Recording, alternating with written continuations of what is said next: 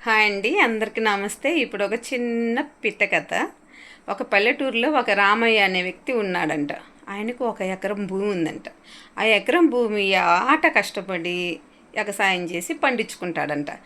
ఎప్పుడూ నష్టం రాదంట, చక్కగా పండిద్దంట. అప్పుడు ఆ ఊర్లో వాళ్ళు, ఆ పొలం పక్క వాళ్ళు, ఇంతింత పొలం మేము వేస్తున్నాము రామయ్య, మాకు ₹1 లాభం వచ్చినట్టు అనిపించదు. నువ్వు ఈ ఎకరా భూమిలోనే ఎంత చక్కగా పంట పండించుకుంటావు, ప్రతి సంవత్సరం పంట పండిద్ది, నీ చేతిలో ఉన్న మహత్యం ఏంటయ్యా అన్నారంట.